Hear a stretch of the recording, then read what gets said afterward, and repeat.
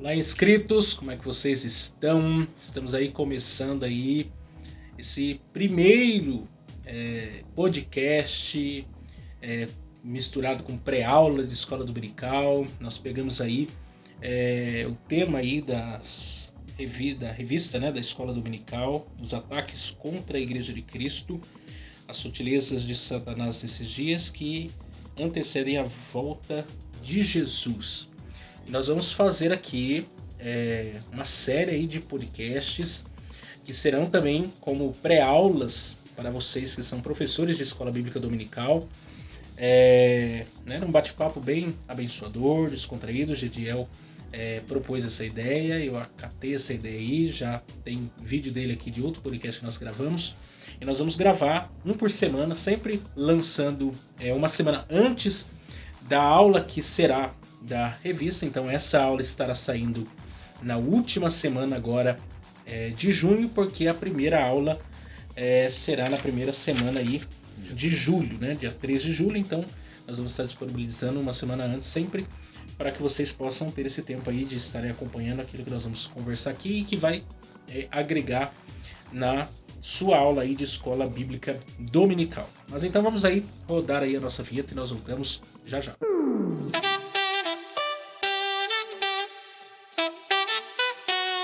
Muito bem, estamos de volta. Eu me esqueci aqui, mas quero que você também se inscreva aqui no nosso canal aí. Deixa aí o seu joinha e compartilha aí com o maior número de pessoas possíveis esse conteúdo, que com certeza será a bênção. Mas vamos lá, vamos começar aqui fazendo indicação aqui do livro para vocês aí, o pastor José Gonçalves. Você já conhecia esse pastor aqui? Comentarista? Já. Os livros em si são muito bem teológicos tem uma biografiazinha dele aqui. Tem. Né? Deixa eu dar uma olhada aqui. Vamos ler a biografia dele aqui. O pastor da Assembleia de Deus em Água Branca, Piauí. Escritor e articulista, é bacharel em teologia pelo Seminário Batista de Teresina, em filosofia pela Universidade Federal do Piauí. Também é pós-graduado em interpretação bíblica pela Faculdade Batista do Paraná e mestre em teologia por essa mesma instituição. Comentarista de lições bíblicas adultos da CPAD e também autor de diversos livros, entre eles Defendendo o Verdadeiro Evangelho, Rastros de Fogo, Porque Caem os Valentes, O Carisma Profético e o Pentecostalismo Atual, todos publicados pela CPAD. Então, esse é o livro da lição. Se você quiser adquirir, é um conteúdo mais aprofundado do que a revista, né? É muito bom aí. Também quero indicar aqui para vocês que eu usei isso aqui, dei uma lida hoje, que é o tema da aula de hoje, né? 1 Timóteo 4. É o comentário do Hernandes Dias Lopes, para vocês aí quiserem adquirir também, agrega também alguma coisa aí para vocês. Mas vamos lá, nós vamos fazer aqui a leitura do texto áureo, da verdade prática, e depois o texto bíblico, nós vamos comentar aí, tópico por tópico aí dessa lição aí. O título da lição aí é As Sutilezas de Satanás contra a Igreja de Cristo. O texto áureo está aí em 1 Timóteo 4, verso 1, que diz: Mas o Espírito expressamente diz que nos últimos tempos apostatarão alguns da fé, dando ouvidos a espíritos enganadores e a doutrinas de demônios. A verdade prática diz: de forma sutil e sorrateira, o diabo desfere ataques à igreja. É preciso que cada crente saia ao combate com as armas espirituais dadas por Deus. A leitura bíblica aí... Você quer fazer algum apontamento, na verdade, textual? Não, por enquanto não. Por enquanto não? O que você quer falar aí? Era só a questão da expressão que Paulo fala. Uhum. Justamente nos últimos tempos. E é justamente nos últimos tempos que o ataque tende a ficar. Isso Paulo falando há 2000 anos atrás. Exatamente. 2000 anos atrás os ataques já estavam aí, né? Fluentes. Se agora... a gente acha que já está feia a coisa aqui, lá 2000 anos atrás ele já estava alerta quanto aos ataques da igreja. O texto bíblico aí, leitura bíblica em classe, está em 1 Timóteo 4, versos 1 a 5, que nos dizem assim: Mas o Espírito expressamente diz que nos últimos tempos apostatarão alguns da fé, dando ouvidos a espíritos enganadores e a doutrinas de demônios, pela hipocrisia de homens que falam mentiras, tendo cauterizado a sua própria consciência, proibindo o casamento e ordenando a abstinência dos manjares que Deus criou para os fiéis e para os que conhecem a verdade, a fim de usarem deles com ações de graça. Porque toda a criatura de Deus é boa, e não há nada que rejeitar sendo recebido com ações de graças. Porque pela palavra de Deus e pela oração é santificada. Você quer falar alguma coisa aí da carta de 1 Timóteo? Só para o porque pessoal ter uma noção. a carta de 1 que Paulo escreve a Timóteo, pode dizer que é a carta final. Final, Paulo tá para partir, inclusive ele escreve a primeira, escreve a segunda, finaliza. Então, como Timóteo é um jovem na fé, um jovem no ministério, Paulo tá dando instruções para ele. Cuidado, estou te alertando, estou te avisando. Exatamente. Assim, né? Agora, por quê? Primeiro, Paulo é experiente no ministério. Paulo sabe o que é um ataque que vem da parte inclusive, espiritual. Ele um dia já foi quem atacou. Exatamente. Né? Deixa eu arrumar aqui. Mas aqui tudo é ao vivo, aqui não tem problema. Mas é isso que é o legal. É a fala de alguém que é experiente. Não é Paulo começando o ministério hoje e já mandando uma carta para Timóteo. Sim. É Paulo terminando a carreira de Timóteo. Tome cuidado. Eu sei, de ministério. Eu sei que os embates são... Ele que foi açoitado, perseguido, caluniado. Chicoteado, arrastado. Tinha alguma coisinha para aconselhar pro Timóteo. Tinha moral para falar. Vamos lá aí. Primeiro eu quero que você dê um apontamento aí para nós sobre esse tema aí, que é a sutileza de Satanás contra a Igreja de Cristo. Porque a gente sabe que a igreja ela vem sofrendo ataques desde que o mundo é mundo, né? O papel do inimigo é claro, né? Sim. E não é diferente contra a igreja. E como que a gente fica atento aí esses ataques do inimigo? Como que a gente consegue perceber? Isso aqui é ataque do inimigo, isso aqui não. Isso aqui é um erro, falha nossa. Então vamos lá. A gente poderia usar uma questão simples, lógica. Para quem conhece o que significa um numismático, eu sou um numismático, então logo eu sou um colecionador de notas e moedas. Então como é que eu conheço uma nota falsa? Conhecendo a verdadeira. Como é que eu sei que a nota é falsa?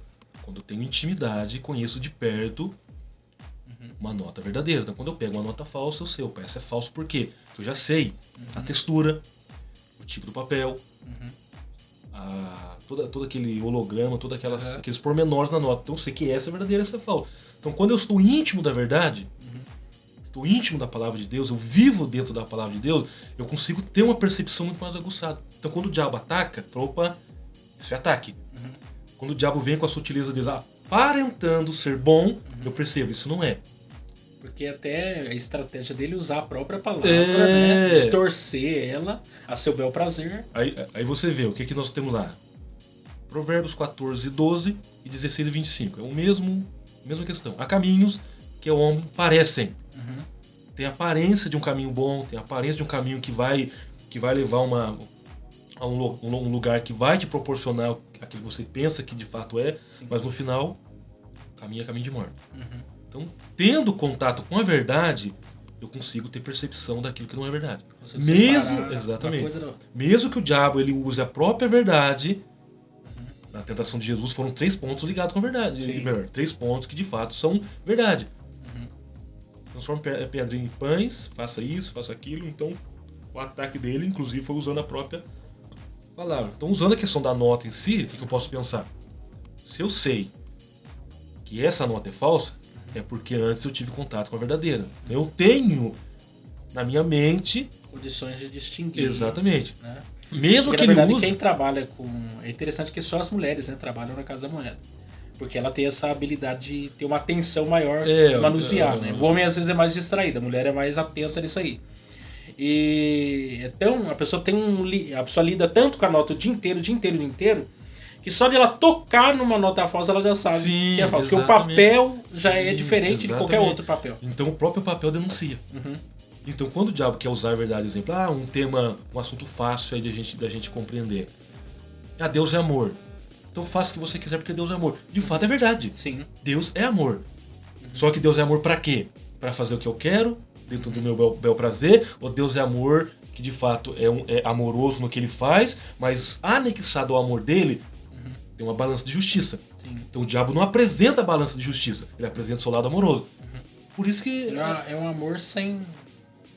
É um amor, assim, muito doce, né? não é um amor punitivo. É. Punitivo no sentido de correção, não punitivo de que Deus gosta de socar o camarada. É um amor de pessoas mimadas, né? Que É. acha que o amor é você ser agradado o tempo todo. Não. E a Bíblia diz que o pai que não corrige o filho, né? Deus é como um pai, Sim. ele corrige. E o pai que não corrige o filho é porque o filho não é filho, é bastardo. Exatamente. E qual a finalidade de correção? É colocar no caminho. Exatamente. Colocar no caminho. Então essa é a primeira coisa aí que a gente pode distinguir. Se você quer saber aí distinguir entre aquilo que é palavra de Deus, vontade de Deus, e coisas que o inimigo distorce, tem que conhecer bem a palavra de Deus, né? Ter uma profundidade, né? Não ser raso. E tem gente que tem extensão, mas não tem profundidade, né? Tem 5.000 quilômetros de extensão, mas tem 5 centímetros de profundidade. O inimigo, ele é astuto, né? Ele é... Até eu acho que aqui na lição mesmo fala essa palavra, aqui a sutileza, tem aqui aplicando o conhecimento, eu achei interessante. Sutileza é um adjetivo que qualifica uma pessoa a algo de dedicado, meigo e suave. Trata-se de um comportamento hábil, perspicaz, que revela certa inteligência de espírito. Esse adjetivo qualifica determinados comportamentos, tanto para o bem quanto para o mal. Neste trimestre, o nosso objetivo é destacar a sutileza de Satanás contra a Igreja de Cristo. Ou seja, é uma coisa assim, quase que imperceptível, né? É uma sutileza, ele trabalha nas brechas assim, que parece que aquilo é bom, mas tem uma coisinha ruim ali no meio. E o que eu posso falar dele, apesar de ser uma realidade, nós não estamos aqui como advogado do diabo, senão não ganho nada para ser advogado dele. Mas quantos anos de experiência? Sim. Então seu ataque... Desde o Éden. Vamos colocar assim, argumentando como se fosse ele. Se eu estou atacando usando o ponto X, eu percebi que não foi no ponto X, ele tem toda a paciência para preparar um ataque no ponto Y. Aí quando ele vê que acerta, opa, acertei. Então, pode ser que o ataque dele comece hoje, ele só vai observando os pormenores. Então agora uma fala legal do Charles Spurgeon é que eu posso viajar por todas as ciências. Eu permaneço na Bíblia. Por quê? É a única capaz de me orientar para aquilo que é correto. Para aquilo que é de fato a vontade de Deus, para aquilo que é de fato a palavra de Deus. E qual que é a vontade do diabo? Não conheça a verdade.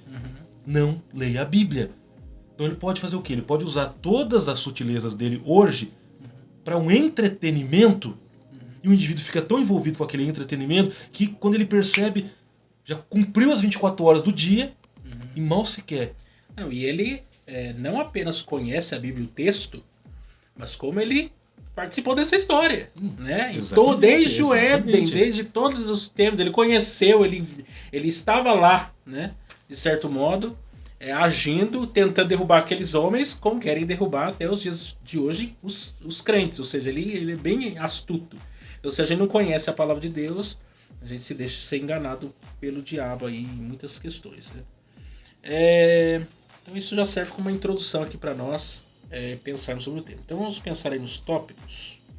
Primeiro aí é a igreja sob ataque.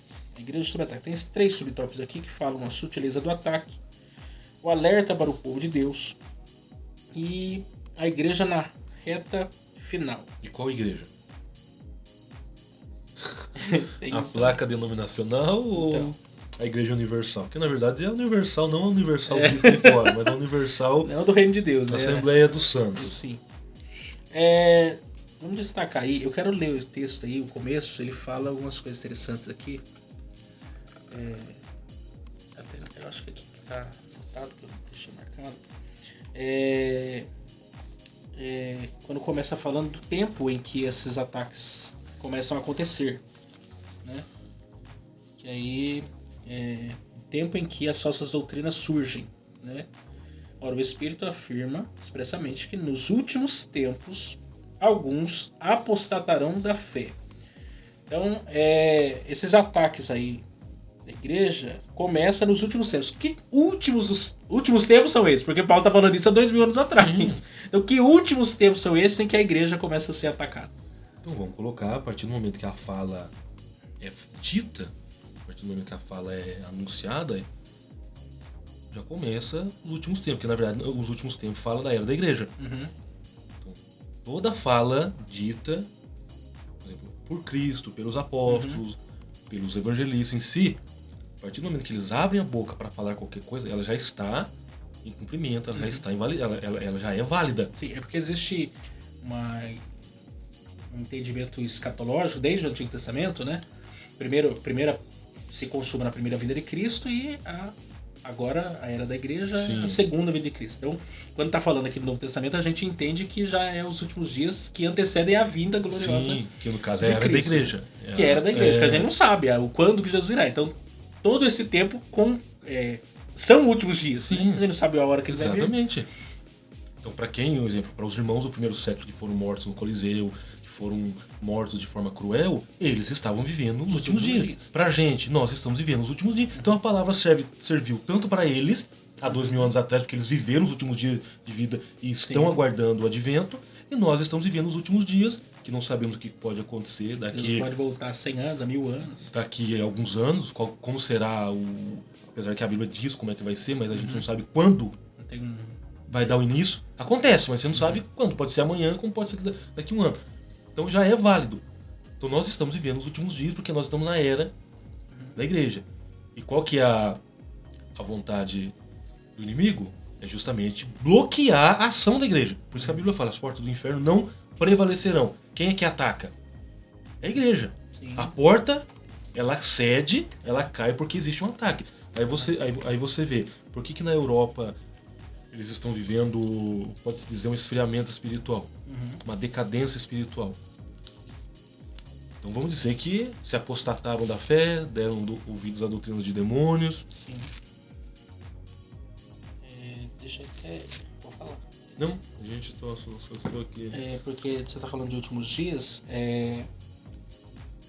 São últimos dias, eu acho interessante porque, como você está falando aqui, quais são esses últimos dias? Desde que a igreja foi inaugurada, né? Estamos vivendo. Enquanto Jesus não voltar, estamos vivendo os últimos dias. Exatamente. E como ele diz aí no texto da lição, capítulo 3 aí, mas o Espírito expressamente diz, nos últimos dias apostatarão alguns da fé. Aí tem ele dizendo em 2 Timóteo aí, 3, como também 4, né? Ele diz, sabe porém isso, que nos últimos dias sobrevirão tempos trabalhosos. Porque verão homens amantes de si mesmo, avarentos, presunçosos, soberbos, lascivos, desobedientes a pais e mães, ingratos, profanos, sem afetos naturais, irreconciliáveis, caluniadores, incontinentes, cruéis, sem amor para com os bons, traidores, obstinados, orgulhosos, mais amigos dos eleitos do que amigos de Deus, tendo aparência de piedade, mas negando a eficácia dela, destes afasta-te. Como lá também, né, nos últimos dias lá, teriam até comichões, né, nos ouvidos, não iriam buscar mestres. Sim, conforme as suas próprias vontades e etc. Quer dizer, os últimos dias não são dias fáceis. Não. Né? Não são dias fáceis. Então, desde que o texto foi dias escrito, trabalhosos. Desde que o texto foi escrito, está tendo o mesmo peso. Exatamente. Os últimos dias não são dias pessoas exatamente. Apostatando da fé. Isso é outra coisa aí. O que é esse apostatar da fé? Afastamento com consciência. Você vê o camarada, ele professa uma fé, daqui a pouco ele se torna um desgostoso, se apostata, se afasta, então só pode se tornar um apóstata que um dia conheceu. Agora uma outra questão. Que é o tipo mais difícil de a gente identificar também na igreja. E por que ele se apostatou? O que ele encontrou na fé? Porque ele o encontrou apóstata na graça? é aquela natureza da pessoa, ela aceitou tudo, creu, mas depois ela pisa em tudo, né? Ela nega tudo. É o porco lavado que volta exatamente, volta no vômito ali. O cão que volta ao vômito. Ele apostata de uma maneira como se ele nunca tivesse crido naquilo ali. E é um caminho inevitável, né? Mas isso é para se cumprir as escrituras? Por isso que aparecem os apóstolos da fé? Pode ser que Porque sim. assim, se a Bíblia declara que existirão, alguns se apostatarão, então o camarada é consciente, no estado de consciência. Ele afasta, depois você vê. A fala dele é mais uma fala de blasfêmia do que uma fala de alguém que de fato, olha... pior do que um ímpio. Eu afastei mesmo, olha, você tem razão. Na verdade, não. Ele, olha, não gosto, detesto, odeio, se pudesse eu dizimava, opa. Você vê, é uma fala muito pesada para quem um dia conheceu a fé. É porque o apóstata, ainda eu penso que ele é diferente do desviado. A pessoa era crente, se afastou do evangelho. Ou, sei lá, esfriou na fé, caiu, foi se afastando. O apóstata não, ele sai deliberadamente, e sai deliberadamente como que fazendo um protesto contra tudo que ele vivenciou. Ele virou um ativista do contrário, né? Tem um texto em Hebreus que fala sobre isso, que são irreconciliáveis, inclusive. O apóstata, ele é o irreconciliável. Ele não há nem possibilidade de arrependimento, de voltar a ele ser membro, né? Principalmente se houve uma blasfêmia. Porque Sim. aí a gente entra na questão. O único pecado que não leva ao perdão, não que Deus não... Isso que é interessante, não que Deus não tem poder para perdoar. Sim. O ato de perdão, ele está com Deus, e o ato de confissão está comigo. Então eu faço a confissão e recebo o perdão. Aí você vê, aquele que blasfema, que no caso atribui coisas espirituais malignas ao Espírito Santo, a pessoa de Deus em si, mais a pessoa do Espírito Santo, que é o bem explícito que Jesus fala. Então o camarada, ele é consciente. Ou ele está inconsciente? Ele está consciente. Só que a mente está tão blindada, tão cauterizada, tão insensível, que o Espírito Santo fala, porque é ele que convence, ele não dá mais ouvido porque ele está insensível. A ideia aí é como se você pegasse um cadáver e passasse o bisturi e perguntasse para ele, você sente dor? Não tem reação. Não há mais reação. É essa que é a questão. A mente cauterizada é um cadáver que é rasgado por um bisturi e não sente dor. Não, e até o cauterizado é uma palavra grega essa daí, né? É como que é alguém que... o boi, né? Que foi... perfurado pelo aguilhão? Isso. Pelo aguilhão. Que foi ferroado lá, aquilo cauteriza aquela pele, né? Aquela carne. Ela, né, torna uma marca ali. Não tem mais vida. Sim, tem mais insensível. Um negócio insensível. Exatamente, você toca, você não sente mais. É o caso que é o que ele vai...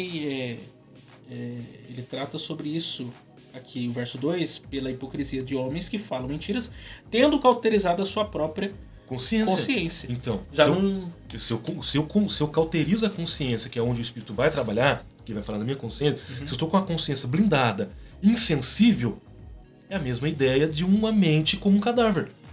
Não há reação mais, não reage mais ao toque. Aí você vê, o Espírito Santo, ele fala, eu simplesmente não tenho reação. E é o Espírito Santo de Deus que convence o homem da justiça do pecado, juízo. Se não for o Espírito Santo, não tem outro. E pode ver a fala de Jesus. Aquele que pecar contra o pai tem perdão, aquele que pecar contra o filho. Mas o mais, depois da ver, porém, contra o ali pode ser colocado como prefixo, artigo definido, que está definido contra ele. Sim. Contra o pai uma coisa, contra o filho é outra coisa, mas contra ele. Então o artigo definido no caso entra como palavra, mas aquele que fala contra não tem, nem aqui, nem em outra vida. Sim. Então você vê, como é que eu sei que um camarada blasfemou? Olha, eu tô arrependido, ele tá lá em pranto, chorando, por favor, Deus me perdoe, eu tô arrependido. Não houve blasfêmia. Ele pode até pensar, eu blasfemei, não blasfemou. De repente a gente encontra irmãos com culpa, pensando que blasfemou, mas não, se ele está arrependido, não houve blasfêmia.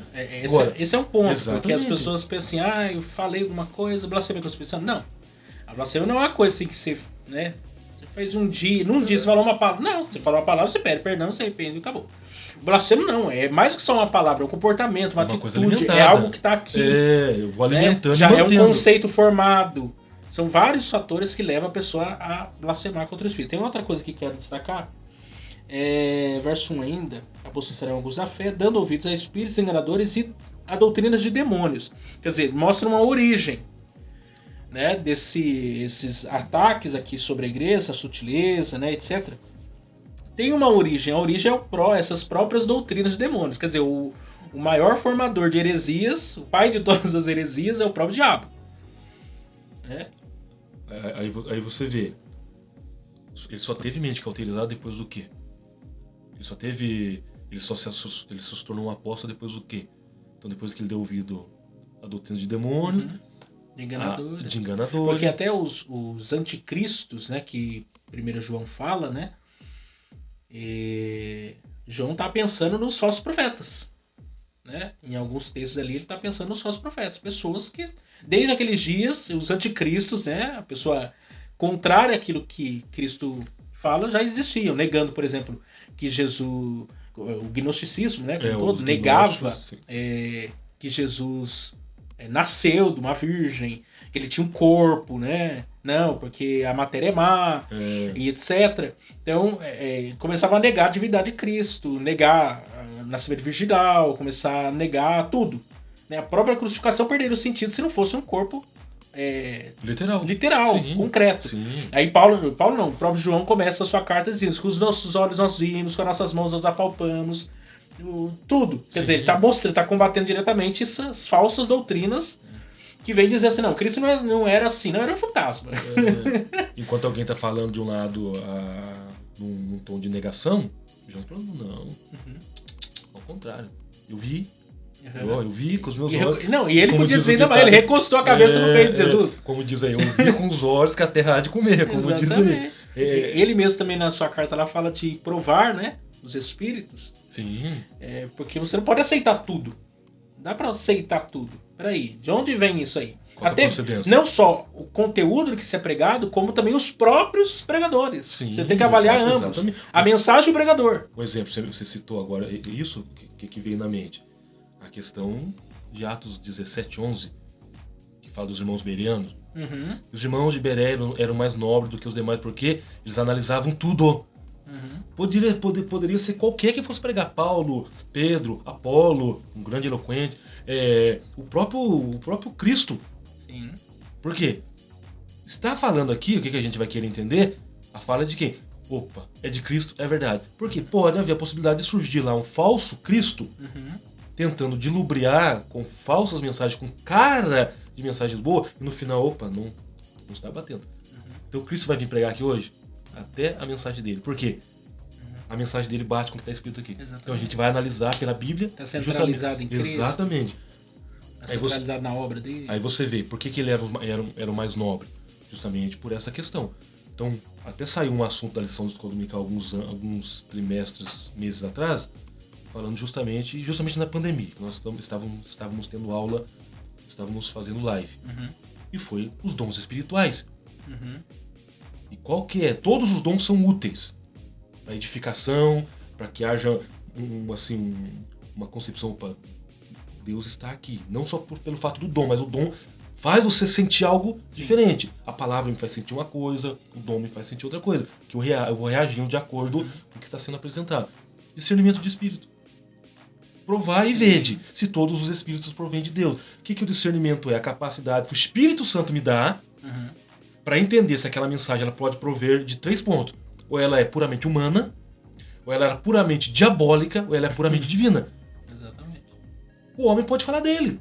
Aí o Espírito Santo me comunica. E como é que eu sei? Porque eu conheço a verdade. Sim. Ele vai usar a Bíblia, ele não vai usar nenhum livro acadêmico escrito por um anjo lá que ele vai trazer a minha memória. Não, a Bíblia. Ele vai me fazer lembrar, opa, não bate com as escrituras. Uma mensagem diabólica. Legal, cara, o jeito que ele abordou o assunto e tal. Mas no final tem os pormenores que não bate com a verdade. Aí o Espírito me faz entender, opa, sabe quando você fica incomodado? Não casa. É óleo e água, não casa. É o texto fora de contexto. Aí você pega a Bíblia, você vai lá no texto. Aqui, ó. Aí, ó. Não bate. Não bate com o texto. Você fala, calma aí. O Espírito Santo fez você lembrar, porque você já teve contato. E quando é de Deus, a comunicação é... Porque a palavra de Deus não se contradiz também. Não pode uma coisa aqui dizer A e lá no outro dizer B. Uma verdade que está em concordância com toda a verdade. Qual que é a lei fundamental da hermenêutica? A Bíblia interpreta a própria Bíblia. Se não for assim, porque tem pessoas que são especialistas nisso. Eles pegam um texto isolado, criam uma doutrina em cima daquele texto e faz o povo engolir aquilo ali. Sim, exatamente. E aí você vai falar assim, mas tá, e as outras passagens que a Bíblia deixa claras sobre isso? Até sobre a questão do próprio diabo, né? As pessoas têm uma ideia muito fantasiosa do diabo, que não é o diabo. São caricaturas. É uma caricatura que fizeram, né? Tem um livro, eu já comentei já com você, do Dante, né? Da Divina Comédia lá, né? Que são 3 livros, né? O Inferno, o Purgatório e o Paraíso. E muitas coisas relacionadas ao inferno é tirado desse livro. O próprio diabo com unha grande, pelo, chifre, tudo essas coisas. Rabo pontiagudo. Dessa ideia desse livro dessa ideia medieval, né? Sobre o inferno. O inferno com várias camadas, cada lugar, um tipo de grupo de pessoas é punido. Inclusive tem lá uma camada dedicada aos hereges, né? O diabo até nisso ele é especialista lá. Gaiato. Eu vou ter um lugar só pra vocês. Tem um lugar só pros hereges aqui. Vocês vão ver comigo. E aí é interessante. Só que quando você olha para a Escritura, para a palavra de Deus, o que diz respeito ao diabo é totalmente diferente. Por exemplo, as pessoas acham que existe uma batalha, né, entre Deus e Jesus, o Espírito Santo e os demônios. Não existe nada disso. Quando houve a batalha no céu, segundo Apocalipse 12, Deus não levantou do trono, Jesus não levantou do trono, ninguém mandou Miguel. Arcanjo lá, general do exército, manda Miguel, os anjos dele lá, acabar com essa festa aqui. Problema lá. E foi isso que aconteceu. Inclusive Jesus, quando os discípulos foram expulsar demônios, né? Eles voltaram todo alegre, contente, porque expulsou, os camaradas foram embora, assim, vocês estão felizes por causa disso aí? Não de vocês, né? Vocês não sabem de nada, meu amigo. Eu tava lá naquele dia, mandou um anjinho lá pra resolver isso aqui tudo. E vocês estão felizes por causa dessas coisas. Fique feliz, tem um nome escrito no livro da Bíblia. Então as pessoas têm uma ideia, às vezes, até muito errada. Dá mais poder pro diabo do que de fato ele tem. E uma outra coisa que a gente precisa ter em mente agora, que a gente precisa ficar atento, é que o diabo se transfigura no quê? Anjo de luz. Pô, anjo de luz. Uhum. Aí pode ser que alguém esteja vendo anjos aí, e na verdade não é anjo não. Pode ser que seja um anjo meio... Vamos dizer, um fake. Um fake anjo. Um fake news aí. Não, e é interessante isso, porque esses dias eu estava estudando exatamente sobre isso.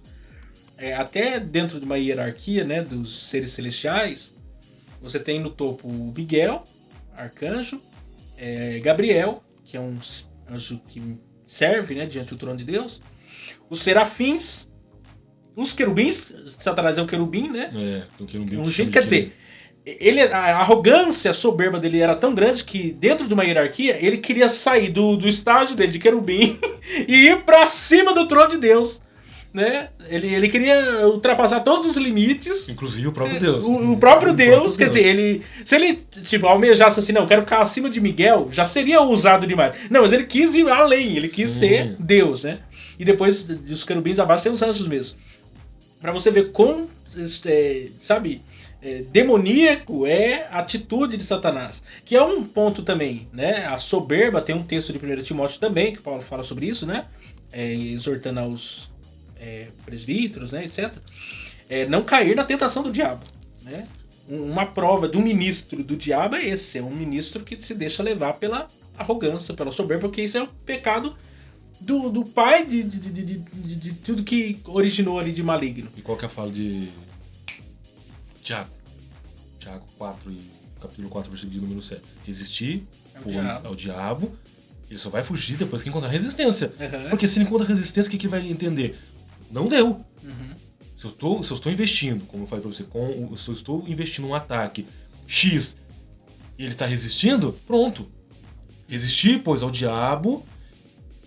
Primeiro, sujeitai-vos, pois, a Deus. Resistir, pois, ao diabo, ele fugirá de vós. Pode dizer, ele fugirá. Uhum. Ele só vai fugir depois que encontrar resistência. Como é que eu resisto? Com a minha própria força? Não, eu resisto numa confiança plena em Deus. Não é uma confiança 50%. Eu não posso lutar no mundo espiritual com confiança 50%. Não. É uma confiança plena, uma confiança 100%. Então, eu estou me sujeitando a Deus, dependendo dele. Então, quando o inimigo vem, o que eu faço? Eu mostro resistência. Aí vem aquele andar para o cristão. No jardim, Jesus Cristo clamava quando os ímpios o foram prender. Aí tem lá o decorrer do hino. Eu quero ficar em oração mediante a tentação. Quero ficar em oração quando a tentação chegar. Opa, exatamente. É a blindagem. E que não é uma garantia também de vitória, porque Jesus... aliás, garantia de vitória não é garantia de ser livre da tentação. Jesus orou e jejuou 40 dias, e 40 dias ele foi tentado pelo diabo. Quer dizer, estava ali diante da oração, jejuando, estava ali com a palavra de Deus, e todo dia o diabo estava ali lutando. Quer dizer, se a gente dá uma brecha... Imagina, um crente que não ora, um crente que não busca a palavra de Deus, um crente que não se dedica ao jejum, que é um auxiliar da oração. Ele está mais fraco do que o... ele está mais... ele está dando mais brechas para os ataques inimigos, que virão, até na oração do Pai Nosso, Jesus instruiu livrar-nos do mal, né, livrar-nos da tentação, porque a tentação sempre vai vir, e o inimigo não vai brincar quanto a isso. Ele está ao redor, né, procurando uma brecha. E pra gente correr aqui, melhor, correr. Estamos com uma corrida. Olha aqui. Esqueci só o nome do escritor, mas ele é brasileiro.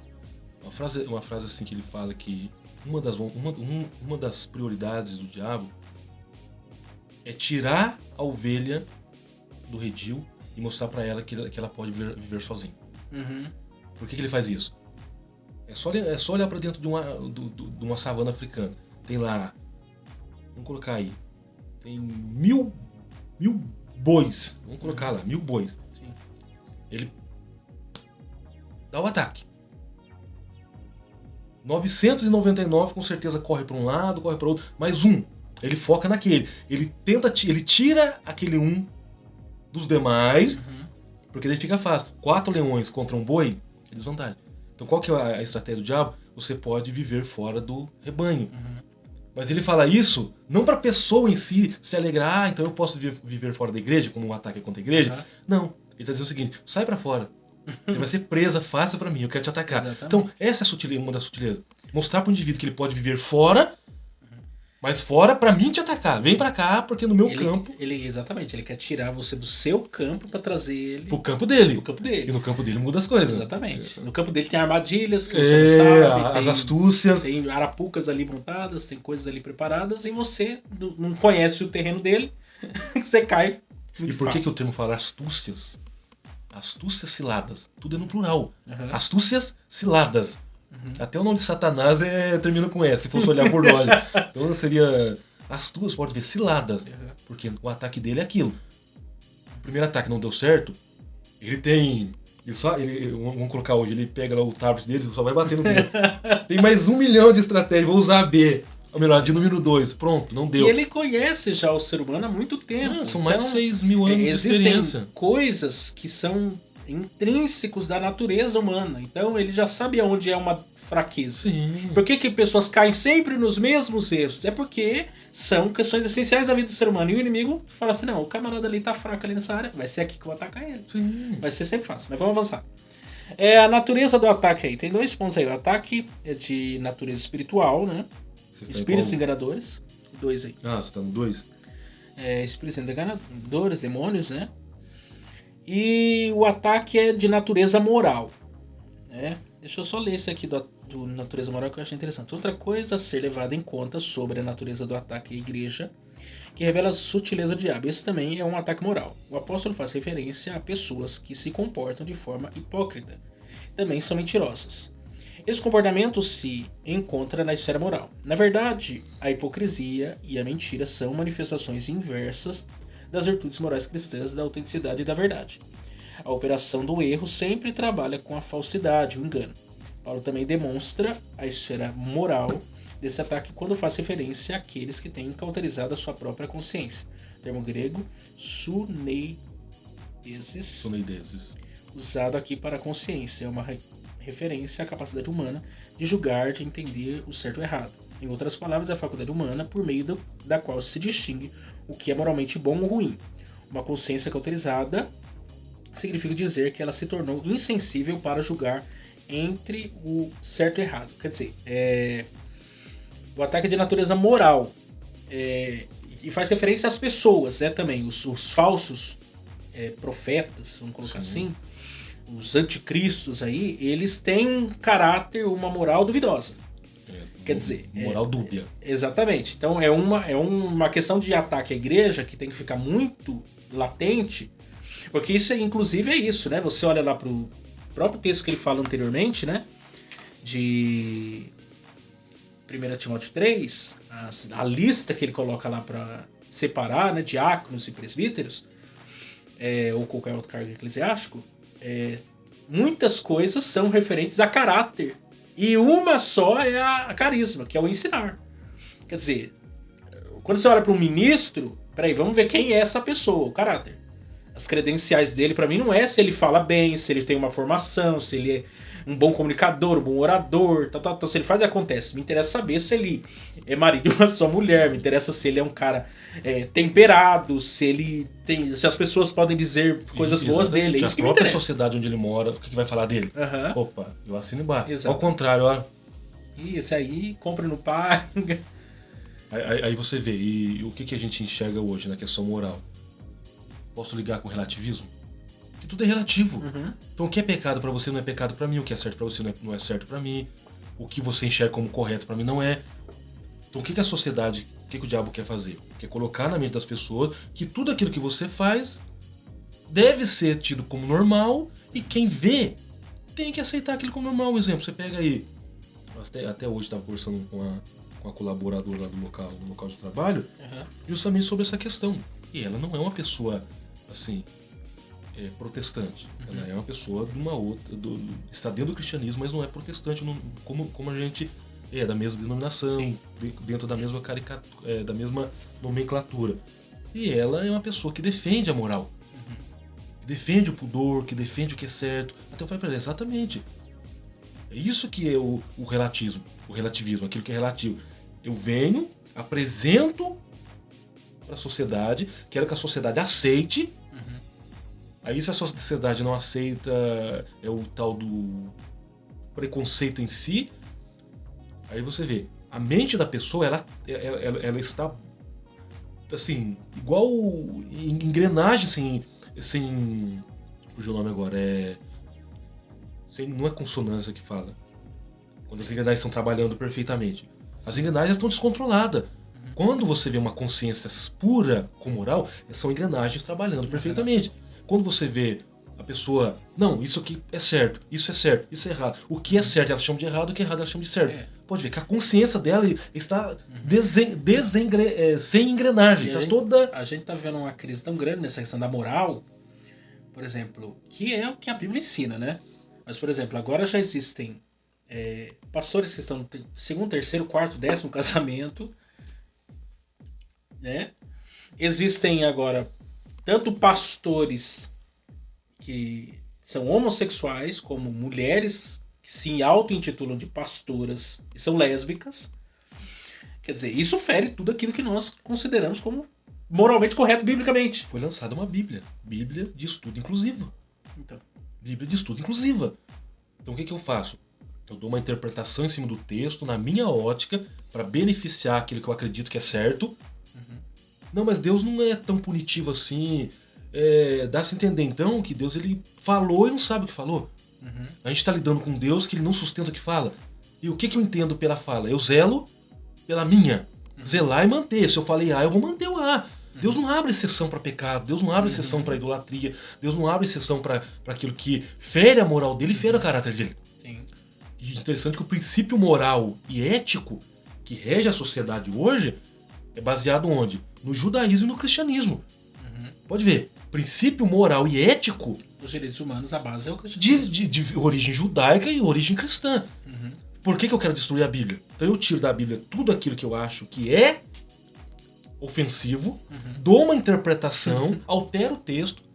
Aí, como alguém pode dizer, mas Deus não é tão punitivo assim. Então vamos lá para o final do Apocalipse. Aquele que acrescentar qualquer coisa ou aquele que retirar qualquer coisa, vem pra cá, que a gente vai entrar numa questão de julgamento, porque eu não posso alterar uma fala que já foi dada e que de fato é o que eu precisava. Uhum. Então você pega moral, consciência cauterizada, qualquer coisa pra mim serve. Relativismo total. Não serve, se tá cauterizado insensível, qualquer coisa pra mim serve. O certo, o errado, certo. Não, é porque o Dr. Guizes, eu acho que é assim que fala, o secularização, pluralização e o relativismo. Sim. Esse mundo plural, esse mundo secular, relativismo. Existe uma verdade, a verdade é uma questão de perspectiva. Como é que você enxerga? Como que eu vejo olha. a situação. Não, mas eu acho que é desse jeito e as pessoas, né? Porque o relativismo, ele é contraditório por si mesmo, né? Porque quando eu digo que por exemplo, eu digo que a sua verdade não é verdade, então a minha verdade também não é verdade. Então nós dois estamos no mesmo barco. Não, exatamente, estamos nós dois errados, porque estamos buscando a nossa própria verdade. E nenhum dos dois está correto na melhor das hipóteses. Né? Na melhor das hipóteses, os dois estão no barco furado. Só que nesse mundo de valores totalmente perdidos, porque a questão do certo e errado está intrínseco à natureza humana. Essa é uma das revelações do próprio Deus na consciência do homem, né? que é a questão moral. Quem disse que é certo e que é errado? Isso tem que partir de um Deus Que é certo. que é certo, Sim, né? que é Eu não puro. posso saber que existe o certo e errado se não existe um padrão de referência. O padrão de referência é o próprio Deus. Exatamente. Né? Porque até eu acho que é o C.S. Lewis que fala que o problema das pessoas que não creem em Deus não é que elas não creem em Deus, é que elas não querem crer no Deus judaico-cristão. Porque o Deus judaico-cristão é um Deus santo. Puro. Eles não querem um Deus santo, eles querem um Exatamente. Deus à sua imagem, Eu né? quero um Deus Que são os relativo. ídolos. Eu quero Você um pega Deus- os deuses dos gregos, eles eram promíscuos. Eram, né, Sim, de uma até a moral cultura em completamente si. avessa. Até a cultura em si, ela tinha raízes voltadas para o quê? Por uma questão mais sodomita, se Sim. for olhar pela questão. Sodomita. Você tinha lá o Dionísio lá, Baco, são deuses que exaltavam a imoralidade sexual, qualquer coisa assim. E você me lembrou de uma coisa agora, Miquel, que é uma realidade para a raça humana. Todo mundo gosta. Aí eu vou usar essa expressão todo mundo porque quem é que não gosta de um bebê? Um bebezinho. Bonitinho, tá cheirando talco, é insensível, você briga com ele, faz as caretas, ele ri. Agora você vai me entender. Todo mundo gosta do menino da manjedoura, mas ninguém gosta do homem que ele se tornou. Não. Por quê? O padrão de caráter, o padrão de pureza, o padrão de moral, o padrão de ética é nele. Pode ver, os fariseus vinham. É lícito fazer isso? Vocês estão me tentando, tudo bem. Questão da moeda, da a César. Dá a moeda aqui. Essa esfinge aqui é de quem? É de César. Então dá pra ele.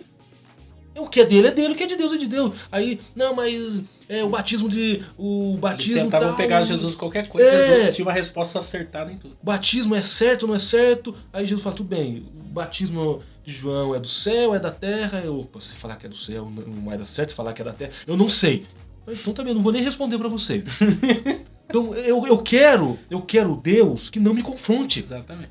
Tem outra coisa que também tem acontecido nesses dias, que entra aqui, que é a psicologização do pecado.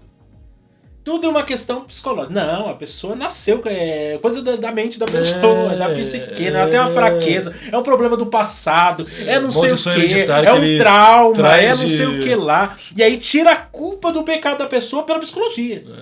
E não pelo sangue de Cristo e outra, dá uma brecha pra pessoa continuar naquele pecado. Porque, não, a pessoa nasceu assim, é algo condicionado da mente dela, não tem como tratar isso aqui, então ela vai cometer aquilo ali mesmo. Quer dizer, tira toda a consequência do pecado, isso daí tá acontecendo muito. Essa teologia do coach que tá surgindo aí, começa a trazer muitos conceitos psicológicos que pervertem valores milenares das escrituras, que não tem como. Não tem como a gente retroceder aquilo que já está revelado na palavra de Deus. E o que o Espírito Santo vai me fazer? Entender e compreender que de fato eu sou pecador, sim. Eu careço de alguém que tem um poder. Natureza. Exato. Davi diz desde a minha infância, pelo amor de Deus. Adâmica. Fui gerado assim. Então o que o Espírito faz? Ele me faz enxergar que a minha moral, ela não é de fato uma moral pura. Aí ele me leva para quem? Para Cristo. Eu enxergo Cristo como padrão de moral e vejo que de fato eu sou miserável. A gente vai lá para o Apocalipse, não é pejorativo. Desgraçado, segue nu. E essa é a questão. Sou miserável. Miserável que está imerso na miséria, numa podridão, num lixão. Cheirando mal. E quando Deus puxa, ele não sente cheiro agradável, ele sente cheiro de pecado, de podridão. O Espírito Santo me faz enxergar o meu papel. Então, a mente cauterizada, com uma consciência cauterizada, não enxerga a moral como padrão. E se você tenta mostrar que a moral de fato é certa, você é taxado como que o cara é quadrado, o cara é ultrapassado, o cara é arcaico. Igual eu tive aula com uma professora, não vou fazer citação do nome dela, mas no seminário. Uma das amigas dela chegou para ela e falou o seguinte: eu vi que você está namorando tal, mas você nunca teve assim um momento íntimo com seu namorado? Você nunca teve uma relação com ele ainda? Ela disse não. Ela dizendo, inclusive falou em sala de aula: não, eu não tive ainda um momento íntimo com meu namorado. Não, você é a exceção. Ela falou: não, eu não sou a exceção, eu sou a regra. Porque se existe uma regra pra me cumprir, eu vou cumprir a regra. Sim. Então o que o mundo quer impor? Não é tão desse jeito. Pode. O que Paulo fala? Tudo me é lícito. Mas nem tudo. Me convém. Tem coisa que convém, que não fere o caráter de Deus, que não fere a moral de Deus. Exatamente, que não fere Deus. Mas tem coisa que só de eu pensar já estou ferindo. O que Jesus falou? Se a gente comparar com a lei, questão de moral, comparar com a lei. Se eu fosse pego em adultério, eu era morto por apedrejamento. Se fosse olhar pela questão, se fosse pego com quem? Eu fui pego com uma mulher, não fui pego sozinho. Vai me apedrejar sozinho? Não, vai apedrejar junto com a fulana. Não, tudo bem, onde é que está ela? Ela está ali. Agora o que Jesus falou? Aquele que atentar para uma mulher no seu coração, sem ter deitado com ela, sem ter feito lá as carícias, sem ter tido a relação sexual com ela, mas atentou, desejou, você já pecou. Então quem que é o padrão de moral? Ele! É mais profundo que exatamente, o próprio Cristo é o padrão de moral. Ele está dizendo o quê? Só de você pensar, olha, como eu gostaria, pronto. Se todo o seu corpo já reagiu àquele desejo, pronto. Dos atributos de Deus, a santidade é o único que está em caixa alta, negrito, sublinhado 3 vezes. Exatamente. Uma coisa interessante que você falou. Vamos lá, Isaías 6. No ano que eu vi o rei Uzias e tal, por que os serafins bradam 3 vezes a mesma palavra?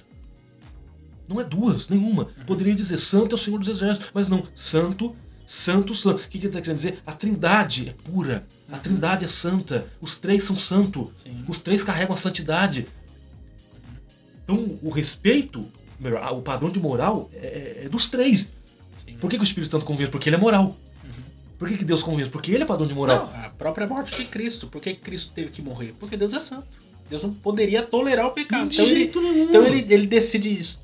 Ele decide ele mesmo se entregar, porque não poderia outro, né? Exato, o mediador tem que ser puro. Não tinha outro. Exato. Falou assim, não, quem que poderia ser tão santo pra que eu pudesse receber esse sacrifício? O próprio mediador. Quem que é mediador tão puro quanto ele? Não tem. Não tem. Daí ele mesmo desce, ele mesmo cria, estabelece os meios para, ele mesmo se oferta. Sim. E tudo acontece para que o nome dele mesmo seja glorificado. Mas isso que a gente está abordando, o que é isso? No próprio tópico 2, a natureza do ataque, tem a ver com subtópico 1. Que se tem uma questão ligada com a moral, o ataque é de natureza moral, porque existe um ataque de ordem espiritual. Sim. E onde é que o inimigo mais ataca? Por que o salmista falou? Escondi a tua palavra no meu coração, na sede das minhas emoções, na minha consciência, para não pecar. Porque o ataque é onde? O ataque é na consciência. Exatamente. Porque ele quer levar a consciência. Existe até um livro, né? Campo de Batalha da Mente. Porque ele não pode ler nossa mente, mas ele quer dominá-la.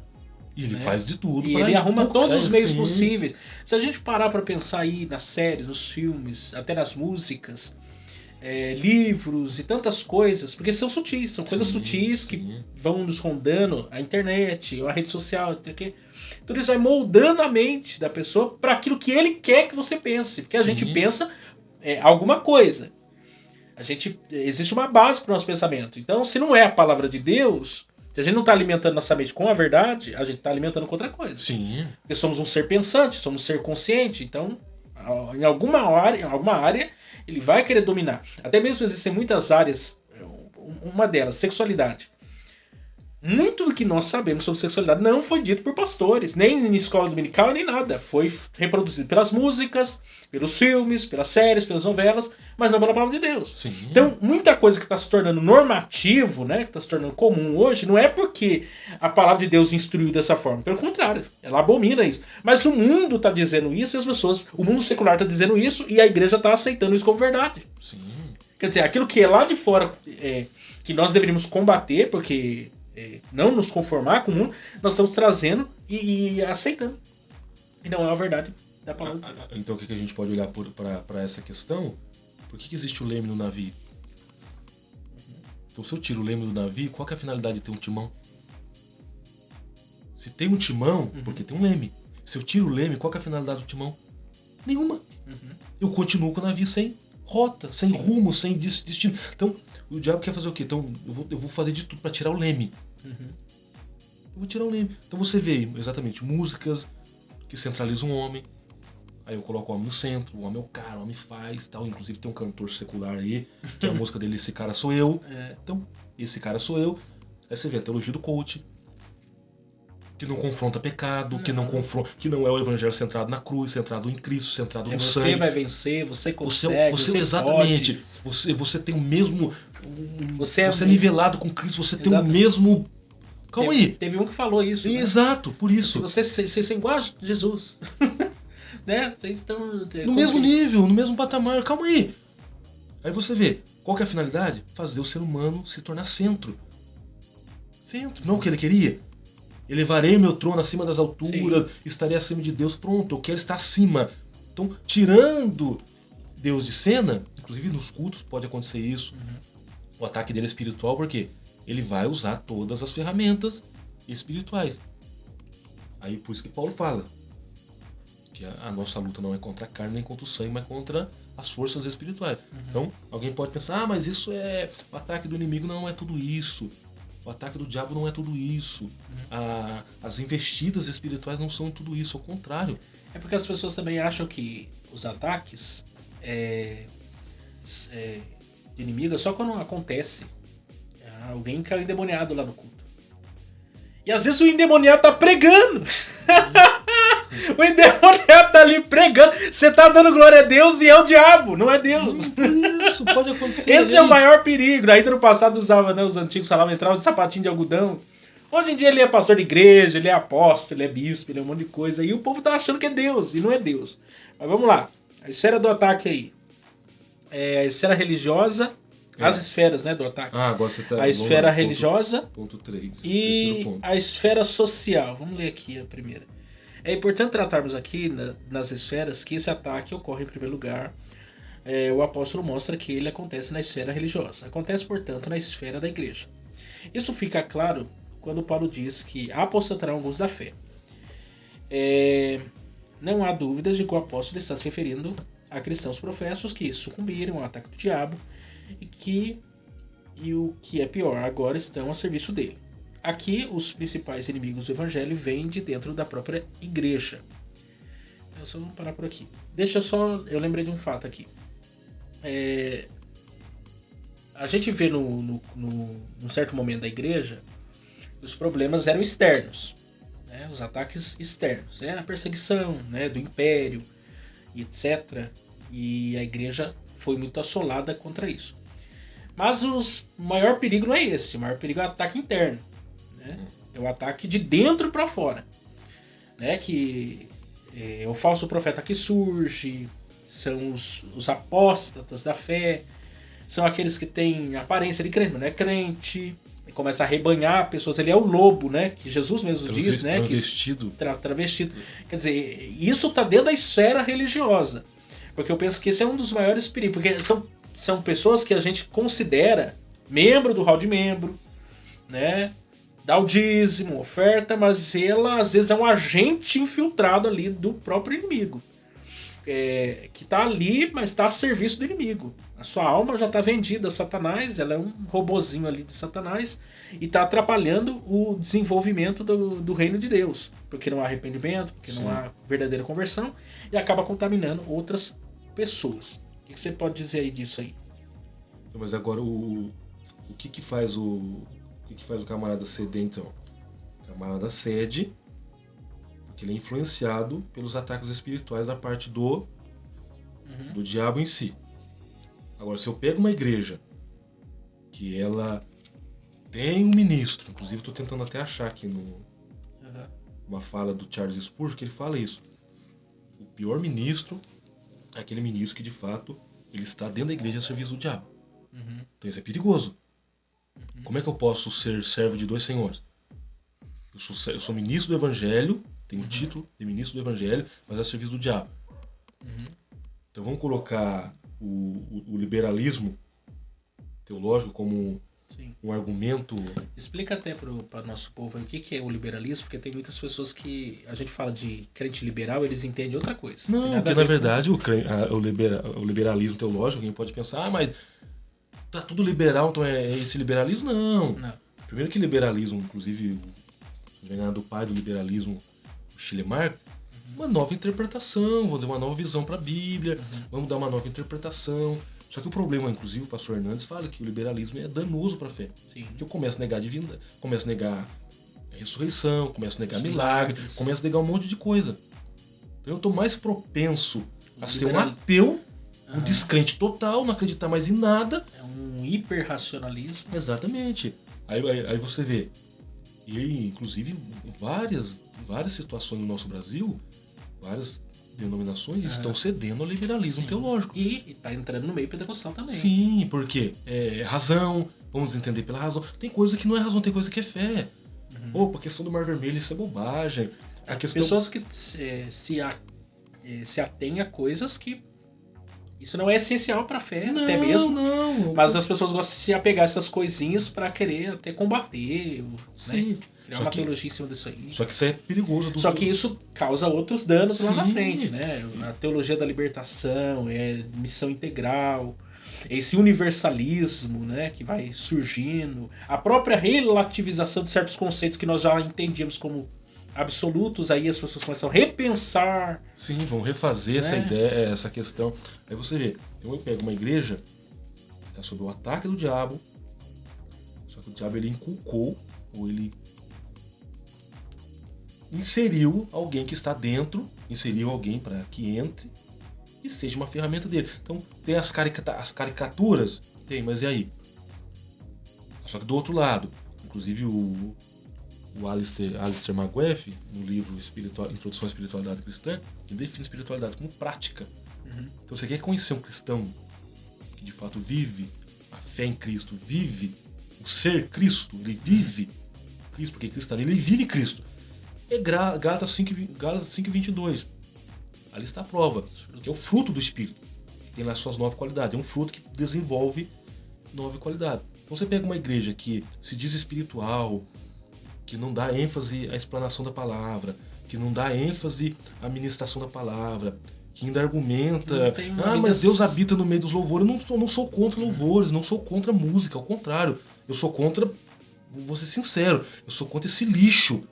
Esse lixo midiático, esse lixo gospel, esse lixo Porque a de música música. gospel agora é um produto a ser vendido e as pessoas estão consumindo esse Sim, produto. se torna lixo. Não são músicas centradas, inspiradas não são pela palavra. Exato. Aí você pega uma igreja que cede a isso, hoje o culto foi uma bênção e tal, mas e aí?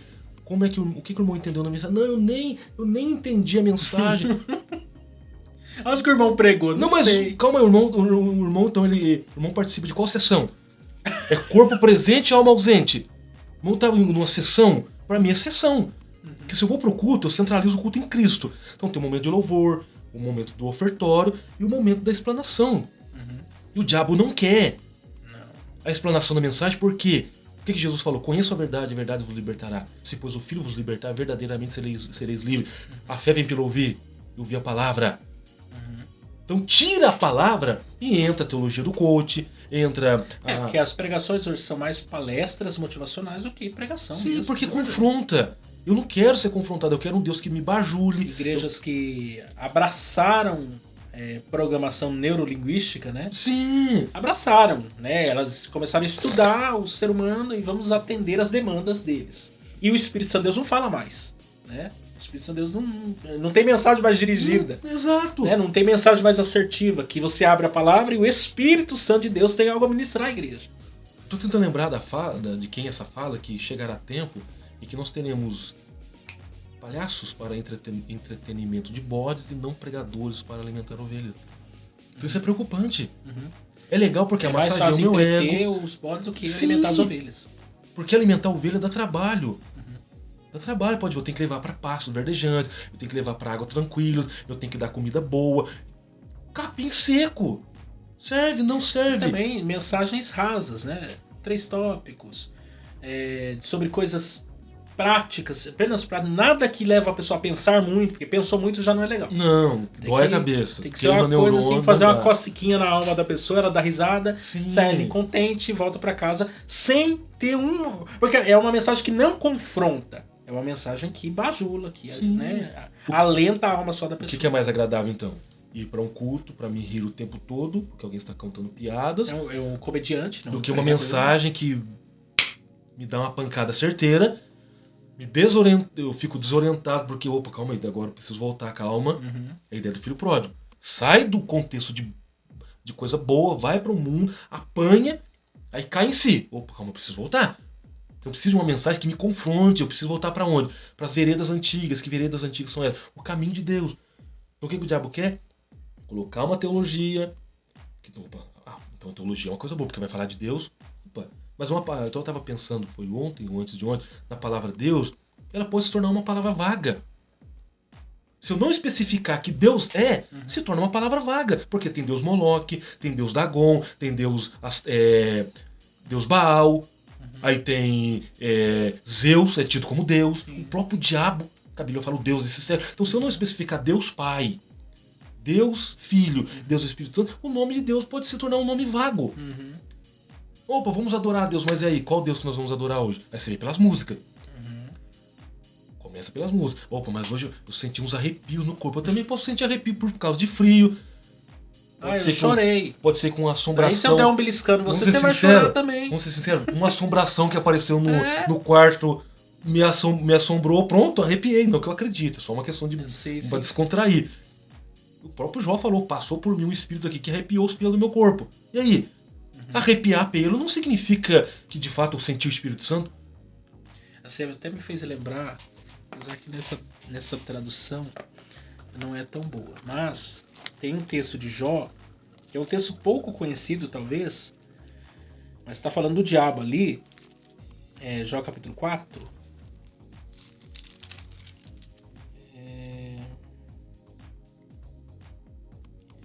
Jó capítulo 4 é a fala de Elifaz.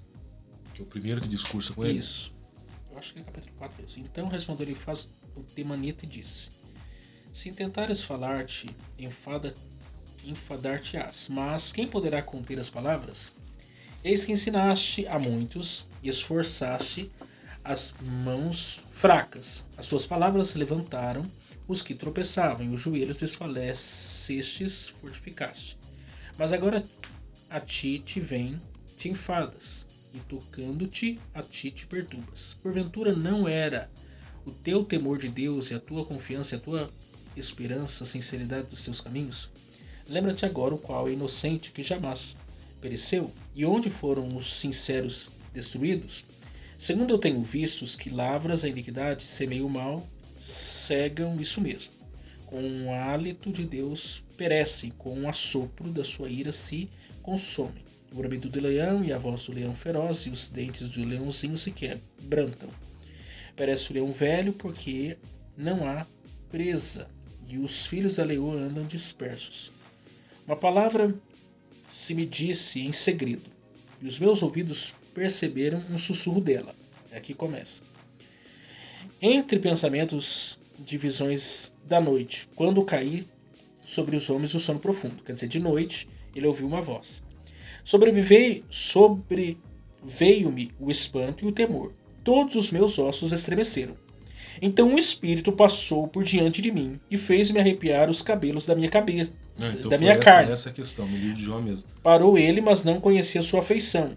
Um vulto estava diante dos meus olhos e calando-me ouvi uma voz que dizia: seria porventura o homem mais justo do que Deus? Essa é a fala do diabo, né? Porque ele tá falando de uma experiência que ele teve, falando de Jó, né? Porque ele não quer acreditar que Jó era um homem justo. Aquilo que Deus havia testificado de Jó. Seria porventura o varão mais puro do que o seu Criador? Eis que nos seus servos não confiam e nos seus anjos encontra loucura. Quer dizer, ele tá falando dele mesmo, né? Porque o diabo, ele tá querendo... tá falando pra ele, faz ali algo contra Jó, contra o caráter e a moral dele, que é contra a própria palavra de Deus, porque o próprio Deus já falou que ele é um reto íntegro, justamente a Deus dizia do mal, não precisava falar mais nada, né? Já deu... Só que ele é acusador, então ele usa um intermediário, se revela aqui pro caso aí ele faz. E ainda diz: eis que nos seus servos não confia e nos seus anjos encontra loucura. Quanto mais aquele que habita em casas de lobo, cujo fundamento está no pó, e são machucados como a traça. Desde manhã até a tarde são despedaçados e eternamente perecem, sem que disso se faça caso. Porventura não passa com eles a sua excelência, morrem, mas sem sabedoria. Quer dizer, esse aqui é a fala do próprio diabo, por meio da experiência que ele teve, e que ele é sutil, porque ele chega, né, distorcendo verdades. Por isso que é muito perigoso. A gente vê letras de música. Ah, fui inspirado. Por quem? Quem que revelou-se a você? Foi Deus? Ou foi os demônios? Pode não ser. Entendeu? Porque tem muita gente que tá dizendo que teve experiências espirituais, mas, como você disse anteriormente, o próprio Satanás transfigura em anjo de luz. Ele é especialista em enganar. Então, como que eu vou... Eu só posso avaliar se foi divina ou satânica pela palavra de Deus. Sim. Senão não tem como. Como é que eu conheço uma nota falsa? Conhecendo a verdadeira. Exatamente. Vamos encerrar aqui então a igreja protegida. Então, na esfera social, ele abordou outra esfera do ataque de Satanás à igreja é a social, e isso pode ser visto na expressão de Paulo, proibindo o casamento. É um dos ataques dele. Viva a vida do jeito que você quer viver. Então, esse negócio de casamento é bobagem e tal. Descarta que é o ataque isso. contra a família. Exatamente. Que a gente tá vendo aí terrivelmente. Então, né? A ideia do casamento em si, balela. Já passou. A feminilidade está em crise, a masculinidade está em crise. Pessoas estão casando sem nenhum discernimento de nada. E aí, famílias fracas estão... são prato cheio para o ataque do inimigo. Sim, é óbvio. Porque a questão é, por que... Fora essas novas configurações de família que estão dizendo que isso daí é família e para Deus são uma abominação. Por exemplo, por que é fácil atacar um animal desnutrido? Porque ele não reage, ele não corre, ele não reage, ele vai ceder o ataque. Agora, quando o animal está sadio, pode ver que ele corre até os últimos minutos, mesmo que ele morra. Mas ele vai fazer de tudo para não morrer. Se eu pego uma igreja raquítica, esquelética, fraca, que não se alimenta da palavra, que vive como forma a própria fala de Paulo, se não estiver enganado, eu queria dar a vocês um alimento mais pesado, mas porque vocês ainda são bebê. Sim. E é fácil atacar um bebê, pode ver. É fácil. Se você pegar um bebezinho, o que você faz com ele? Você fala o que você quiser, porque ele não reage, não tem força para reagir. E ele só vive de leite. Agora, dá pra ele uma picanha pra você ver. Você mata ele, porque ele vai engasgar, ele não vai saber discernir o que é aquilo. Então é fácil atacar um bebê. Agora pega um camarada que é nutrido, que tem o alimento o alimento pela palavra de Deus, o inimigo vai falar, opa, com isso aí eu vou ter que lutar mais. E também às vezes as pessoas pensam, que a verdade é essa. Uma igreja forte é uma igreja que tem uma família forte. A igreja é formada de famílias. Sim, uma instituição. Então, se já as famílias que estão na igreja são fracas, como que essa igreja vai ser forte? Né? Porque às vezes o pai e a mãe gostam de terceirizar, por exemplo, a educação do filho. É a tiazinha lá da escolinha da sala das crianças que é responsável por educar meu filho quanto à questão espiritual. Ou a própria sempre Toshiba lá na parede, a educadora. O YouTube. Tem coisas boas, a gente precisa ser sincero. Tem coisas que são educativas. Mas não é o papel deles. Aí você vai lá, Provérbio 22:6. Ensina o menino. Tá falando de quem ensinar. Não é terceirizar. Pode ver. O pai, você, ou a mãe. Você então ensina o menino no caminho em que ele deve andar. Então o que o diabo vai querer fazer? Não. Vamos criar mecanismos que vão ser mecanismos que aparentemente não são tão danosos assim, porque é a ideia do bolo, você olha pro bolo, ele está coberto de chocolate, ele é atraente aos olhos, cheira bom, mas quando você parte ele por dentro é venenoso. Sim. Então, cria lá um mecanismo, as pessoas olham, mas é só um desenho normal, não vai afetar. Mas onde é que ele vai atacar? Na mente. Atacou a mente, o corpo começa a reagir, porque daí a criança começa a agredir o pai, começa a falar, não, eu não vou te obedecer. A criança é o adolescente. Tem uma série aí, sim. Lucifer, né? Que virou febre aí na internet e ela descaracteriza totalmente aquilo que a Bíblia diz sobre quem é Lúcifer. Sim. Né? Coloca, na verdade, vitimiza o Lúcifer. Na série, Lúcifer é a vítima. Ele é o coitado. Culpado, e ainda lá ele contracena lá com o Miguel, inclusive. Né? O Miguel é o ruim. Miguel não dá uma surra nele, não, deveria dar. É o Miguel na série que é o ruim, e o Lúcifer que é o bonzinho. Quer dizer, você vê como que é então, contraditório. qual que é a visão que ele quer passar? Na verdade, Eu fui vítima da história. Boicotaram lá o sistema. O que foi? Deram uma fake news pra vocês acreditarem, e eu que era o bonzinho. Exatamente. Então, pode ver, ele não perde a oportunidade de ataque. Ele usa todos os meios. Uhum. Todos os meios. São 100... A gente usar 100% de ataque, é um ataque é de 101%. Então, passa... Assim, a porcentagem de ataque seria 100%, seria um ataque total. 100% é um ataque total. Então ele usa todos os meios. Não deu certo, eu vou pro próximo. Só que daí ele percebe o quê? Um exemplo. Ele observa a sociedade. Como é que a sociedade está vivendo? Então eu vou criar filmes que abordam relativismo, eu vou criar livros que abordam relativismo, eu vou tentar inculcar mais o ateísmo, que o ateísmo cresce, mas de um lado Deus é tão bom que inclusive tem cientistas que estão se convertendo só pelo fato de olhar a estrutura do cosmos. Opa, tem um criador, louvado seja Deus. Ele uma lógica já tem que ter. Então, de um lado o diabo está tentando cegar e Deus não. Eu abro a mente aqui. Uhum. E pode ver que quando, por exemplo, Lee Strobel, ele era um ateu nato. Uhum. Ele, inclusive, tem 2 livros dele, Em Defesa da Fé e Em Defesa de Cristo. Uhum. Era um ateu que defendia puramente o ateísmo. Hoje não, defensor da fé. Então o diabo perdeu. O próprio C.S. Lewis também. Exatamente, o diabo perdeu. Então ele não quer perder, ele forja os ataques. Aí, se eu não tenho discernimento, se eu não consigo mostrar pela Bíblia que é a palavra de Deus, que inclusive na China agora, esse livro em si tá, vamos dizer, tá proibido. Se alguém te pegar, é até arriscado. Sim. Então, o ataque é o quê? Eu, Contra isso. O que eu vejo assim, isso aqui é um ponto até para quem está acompanhando aí, e é um incentivo também. Porque às vezes a gente combate o que a gente está vendo aí de ruim em relação a esse tema, mas a gente precisa que Deus levante pessoas dessas áreas para propagar verdade a respeito disso. Por exemplo, a gente precisa de canais infantis de cristãos. Cristãos precisam ter canais no YouTube para produzir conteúdo para crianças, para adolescentes, para jovens.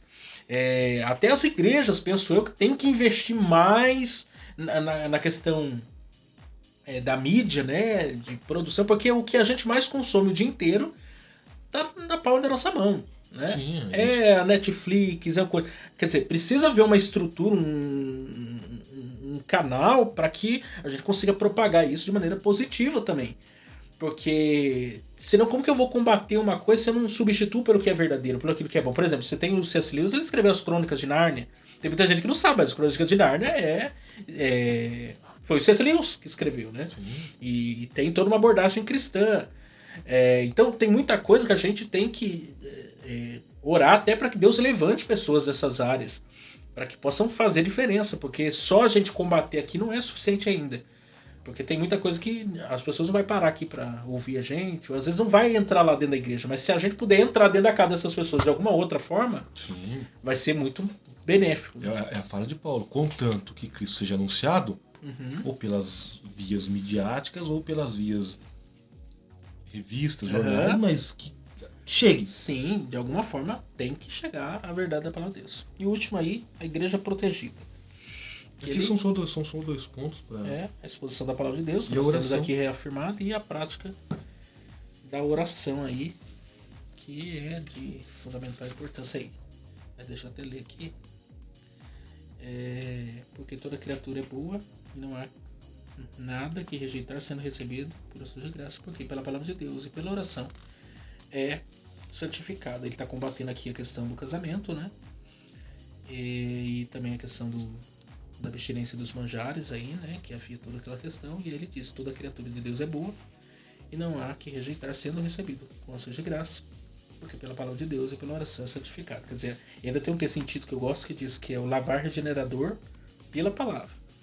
Quer dizer, nada transforma mais a vida do ser humano do que a palavra de Deus. Não tem outro caminho. As pessoas tentam fugir para um lado, para o outro, assim. Não, é a palavra de Deus e ponto final. Ele deixou a palavra dele exatamente por causa disso. Pregues a palavra. É o conselho que Paulo dá a Timóteo. Pode ver que ele não quer que a palavra seja pregada, porque ele sabe. Ele sabe do poder, ele sabe que a palavra tem poder. Então ele não quer. Ele vai criar vários subterfúgios, vários mecanismos para as pessoas entenderem, não, isso aqui é legal. Vamos voltar novamente. Teologia do coach. É legal, tal, parar, rir.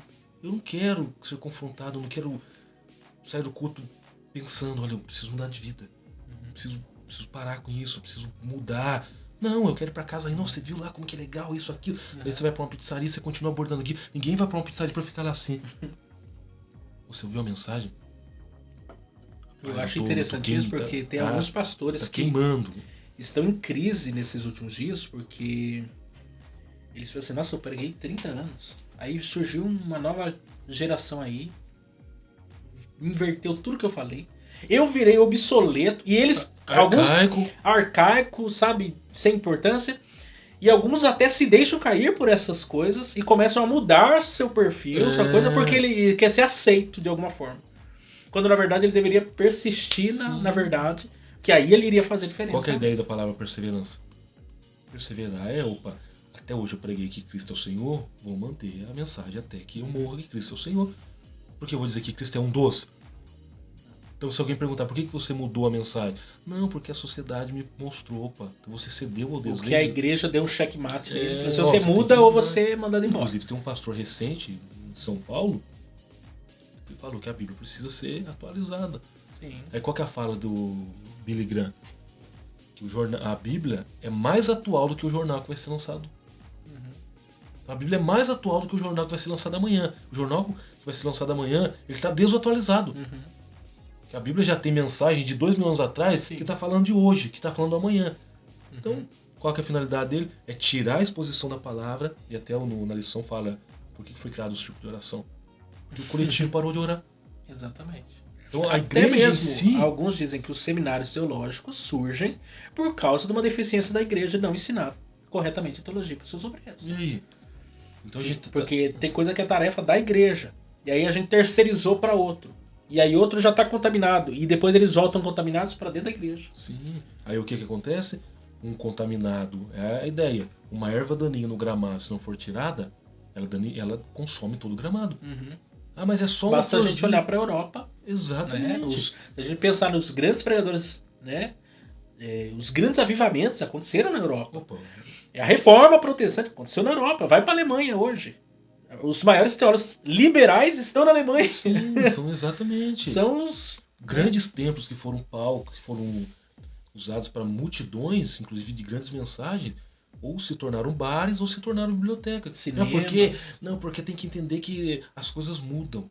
Mas mudam para qual sentido? Aqui na Europa que o Deus é o meu dinheiro, Deus paga as minhas contas, eu que tenho que levantar cedo e tal. Então é justamente essa a ideia que o diabo quer apresentar.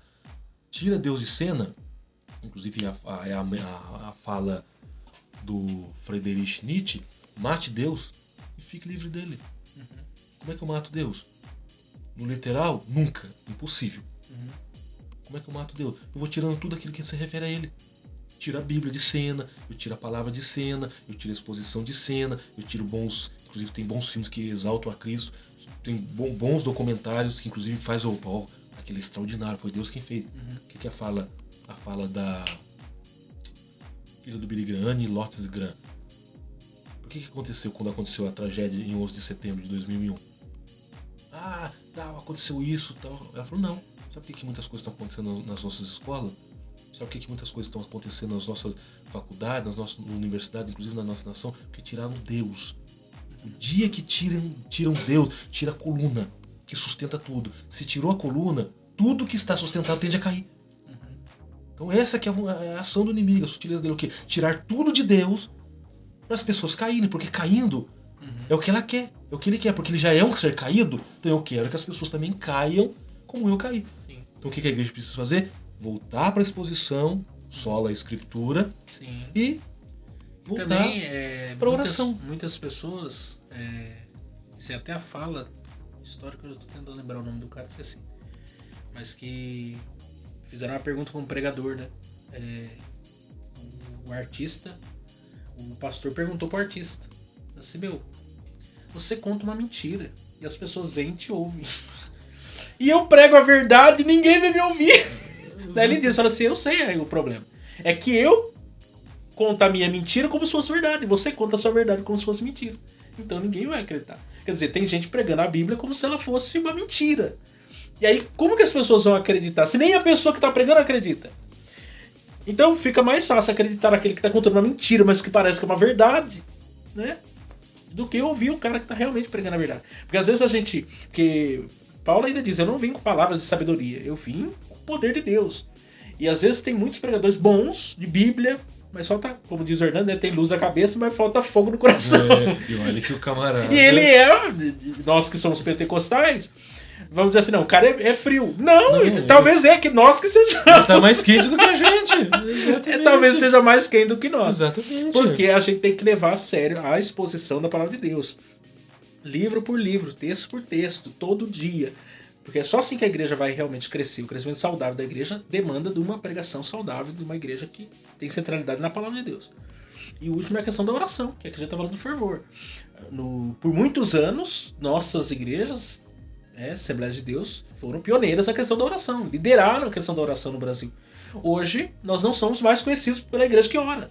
Nem mesmo os círculos de orações são conhecidos por círculos de orações que oram. Raros são aqueles que ainda têm reuniões de oração que as irmãs vão lá orar. Pode ver, são duas, inclusive o escritor da lição fala que são duas situações. Aí a gente precisa entender que nós podemos passar por mentirosos. Uma reunião de oração que não há frequência e uma reunião de ensinamento bíblico que não há frequência. Sempre um gato pingado. Então como é que eu falo que eu sou uma igreja que conhece a palavra de Deus se eu não frequento uma escola dominical, se eu não frequento com o ensino?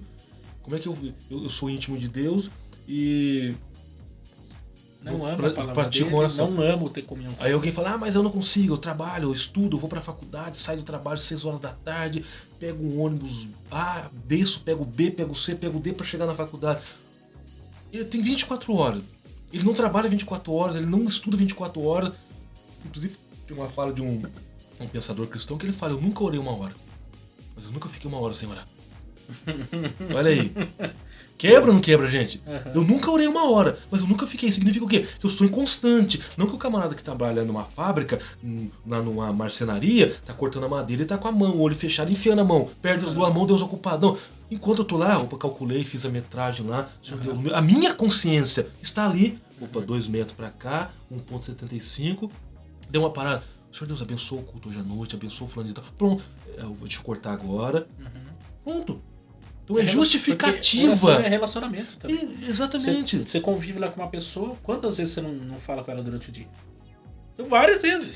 Fulano faz isso, pega aquilo, você lembrou daquilo, não sei o quê. Com Deus é a mesma coisa, Deus é uma pessoa. Sim, você tem que se relaciona, né, conosco o tempo todo. Então que essa fala fica pra gente aí. Eu nunca orei 1 hora, mas nunca fiquei 1 hora sem orar. Por quê? Não, mas apesar que outro dia eu comentei isso na igreja, sobre qual foi a última vez que os irmãos ali oraram pelo menos 1 hora, e alguns ficaram chocados. Nossa, 1 hora, mas tudo isso? Então, porque já é cultural. Porque acha que 1 hora ainda é muito. E às vezes no WhatsApp a gente fica 2, 3 horas conversando com uma pessoa, acha pouco. E pra falar com Deus a gente não acha tempo. Ou fica lá numa série 40, 50 minutos, que pra nós passa como, sabe? A gente acha tempo pra isso aí. E pra falar com Deus, que é prioridade, que é o nosso criador, sustentador, tudo, salvador, e a gente não consegue falar. Aí alguém fala, mas eu não consigo orar 1 hora. Mas aí, eu preciso começar a praticar. Quem ora 1 hora começou a orar 10 minutos. Sim. Mas falta a palavra. Calma aí. Você pega lá o John Wesley. John Wesley era...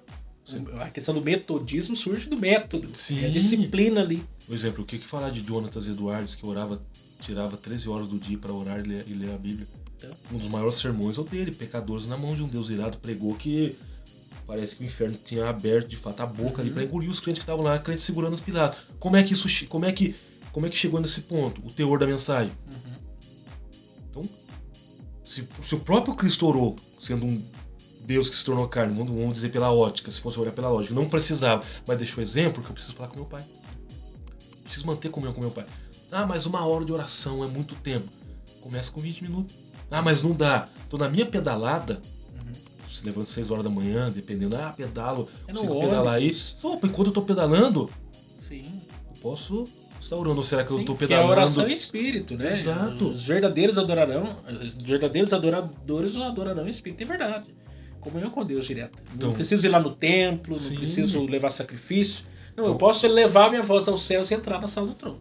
Aí o que o diabo quer fazer então? Vamos tirar a exposição porque daí não tendo exposição não há conhecimento, porque o povo já não quer ler mesmo, já é uma outra justificativa. Eu falei isso um dia no púlpito. Eu recuso acreditar na tese de que tem crente que diz que não há tempo para ler Bíblia.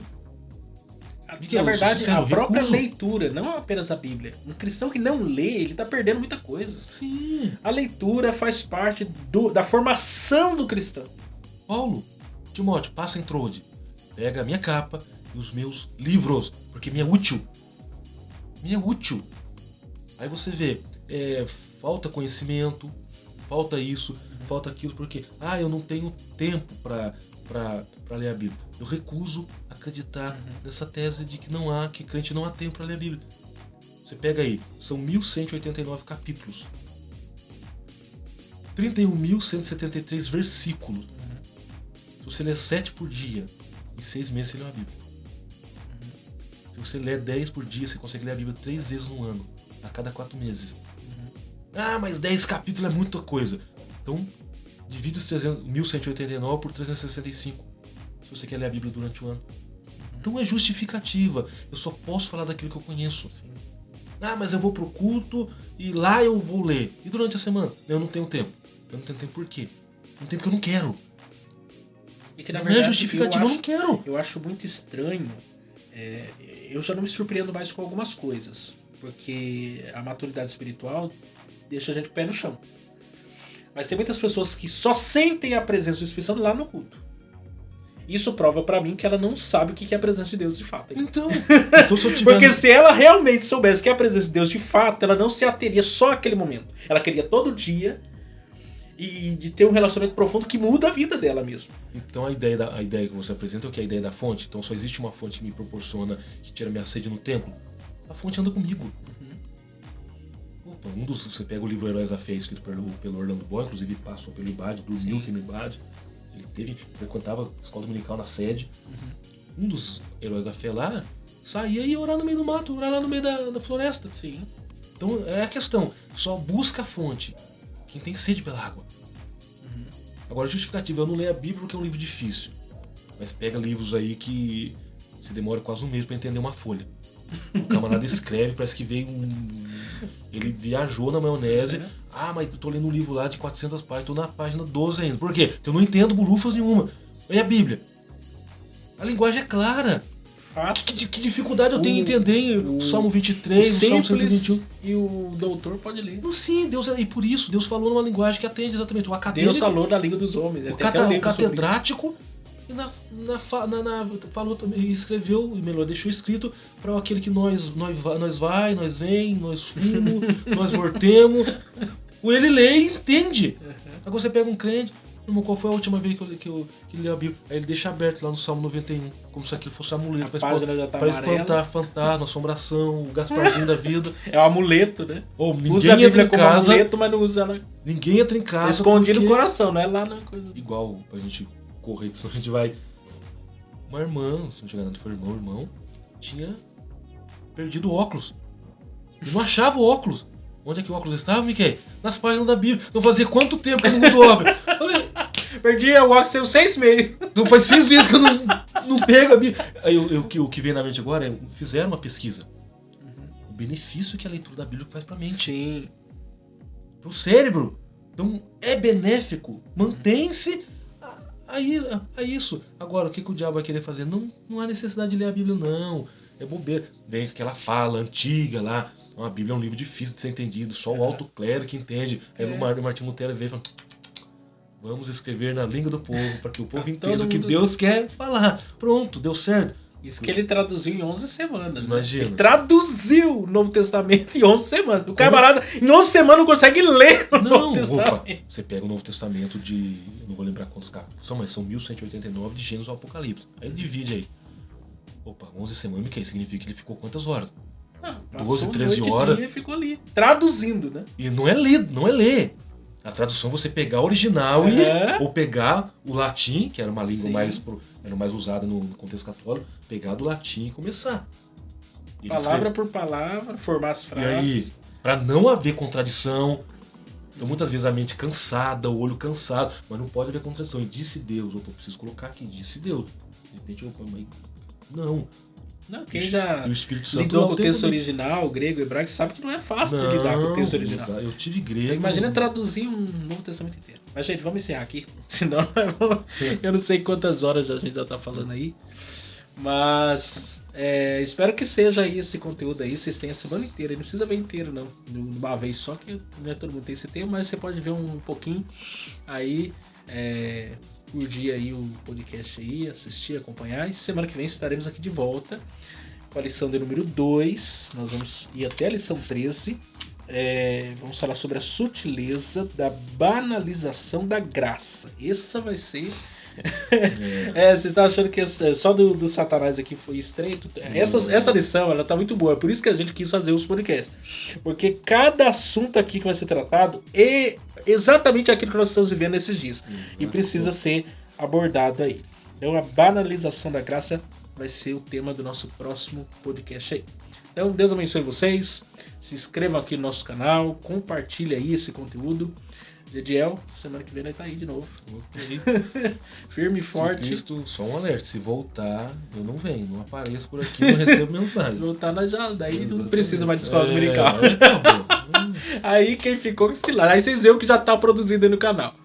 Mas é isso aí, gente. Vai encerrar.